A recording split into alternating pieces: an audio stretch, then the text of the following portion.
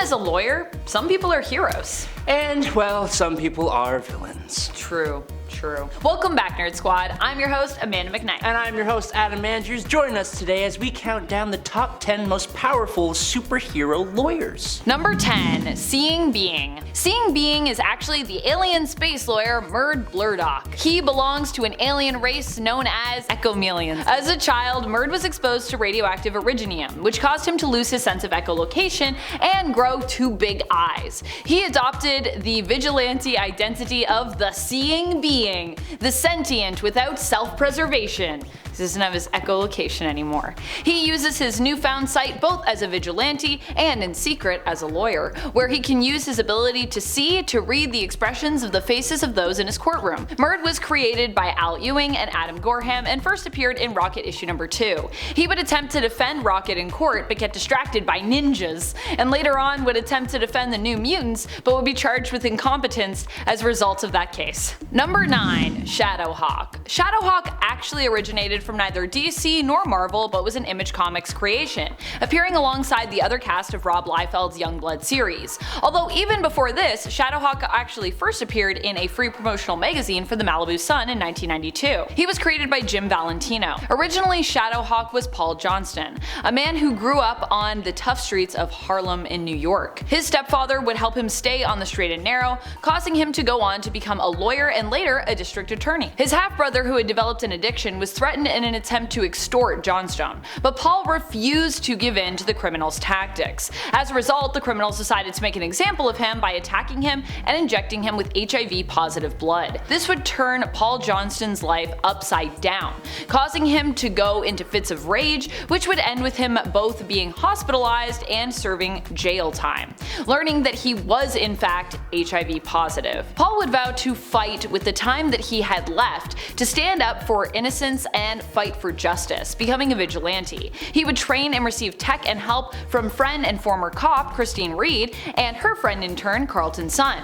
They created for him an exosuit which would grant him augmented power, increasing his strength, durability, and agility. Number 8, Dick Grayson. Many people know Dick Grayson as the first Robin, and the character who would go on to become Nightwing in the DC universe. But in the alternate Earth, fittingly known as Earth 2, Dick Grayson is the only Robin. He stayed Robin even into adulthood, and in said adulthood he even became a lawyer, while Batman retired and instead fought crime as police commissioner, while Robin kept fighting crime as both a lawyer and a hero. Dick Grayson became a full partner in the law firm of Cranston and Grayson, which would later become Cranston, Grayson and Wayne when Helena Wayne joined the firm. It was as a lawyer that Grayson became elected to serve as ambassador for the United States to South Africa in the late 1970s while proving worthy of joining the JSA. So not just a lawyer, but a seemingly very successful one. Number 7, Manhunter. Manhunter is Catherine Spencer. In her previous New Earth iteration, she was known for being a member of the Birds of Prey. Initially, Catherine Spencer was working as a federal prosecutor, but fed up with the limitations of the law and all the corruption that existed within it, she decided to take the law into her own hands. Catherine Spencer would go on to become Manhunter, a vigilante who is extremely skilled and knowledgeable in the areas of martial arts, espionage, and of course, the law. She usually fights with a Darkstar exosuit to help enhance her physiology to a level where she can deal with superhuman threats. The exosuits can come with a slew of powers, but in the New Earth continuity, Kate mainly used her suit to give her a superhuman boost to her strength and durability. Number 6, Jamie Madrox. As most of you know, Jamie Madrox, otherwise known as Multiple Man, has the ability to copy himself. When he does this, everything that one of his copies experiences is transferred to the Prime Jamie once he reabsorbs that copy. When he was in a bit of a crossroads in his life, trying to determine what he wanted to do with said life, Jamie was able to send out copies of himself to live various lives, so he could absorb them back into himself, gaining their knowledge and then pick which of the lives he liked the most. And one of those copies went to law school and passed the New York bar exam, and when they joined back with Jamie, he was now a former attorney. So, while the story X Factor Volume 3 Number 3 doesn't go into full depth about his attorney family life, it is still a fact that Multiple Man was Jamie Madrox Esquire at one point, and he can add that to his list of potential future professions and skill sets. Man, he probably has one hell of a resume.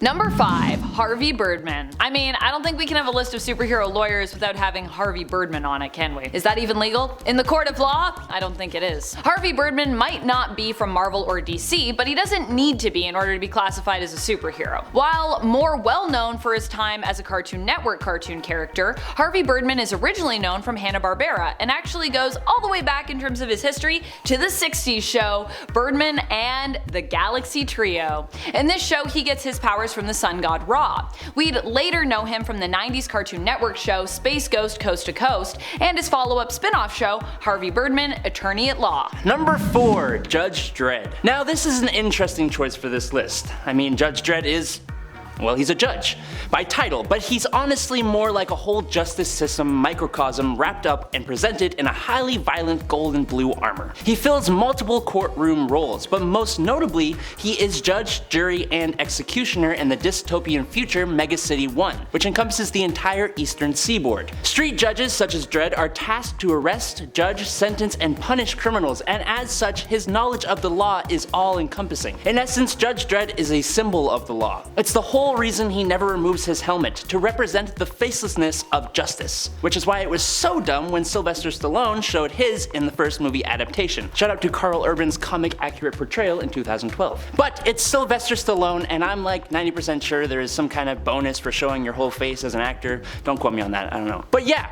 Judge Dredd. He's a judge, and in our world you gotta be a lawyer to be a judge, so I'm including him, and I ain't apologizing. Number 3. Daredevil. As a boy, Matt Murdock lost his sight and gained superhuman senses in an accident that taught him to live without fear. He went on to study law, leading him to a dual life of crime fighting in New York and specifically Hell's Kitchen, usually at night as the vigilante Daredevil, but also during the day as an extremely well-known, cunning, and skilled lawyer. Matt, alongside his abilities of superhuman touch, smell, taste, and hearing, possesses an extremely brilliant legal mind, which he usually uses in collaboration with his friend and business partner, Franklin Foggy Nelson, who together own Nelson and Murdock. Nelson and Murdock became high-profile attorneys with numerous cases and superhero-related clients.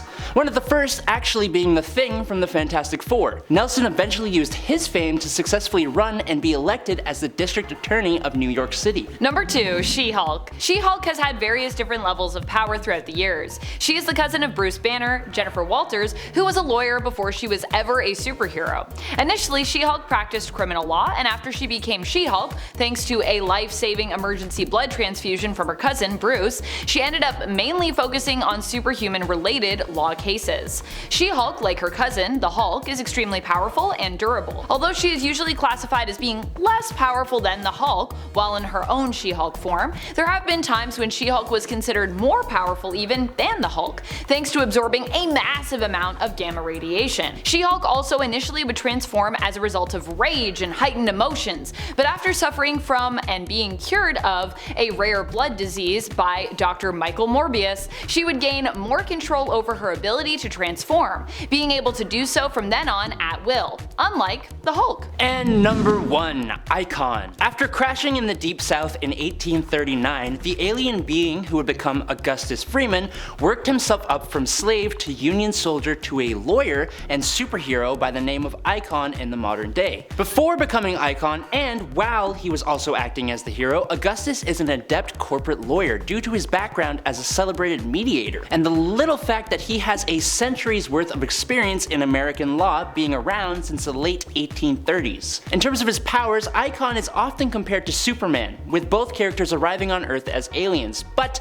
while Icon does have a level of power that is equal, if not stronger than Superman, he is wholly different in many aspects, with his self-titled comic having a much more grounded premise that sees the character go through things that Superman never had to. Fun fact, in our real world, Supreme Court Justice Clarence Thomas, who is a known comic book fan, says that Icon's comic story is one of his absolute favorite series. So that's pretty cool. Who are your favorite superhero lawyers? Which other superhero lawyers can you name? Would you rather call a superhero lawyer if you needed legal help? Or would you prefer your lawyer to stay out of the heroic and vigilante scenes? Let us know in the comments below. This has been Top 10 Nerd, and I'm your host Amanda McKnight. And I'm your host, Adam Andrews. Thank you so much for watching. Parting is such sweet sorrow, nerds! And until next time, stay nerdy, YouTube. Bye!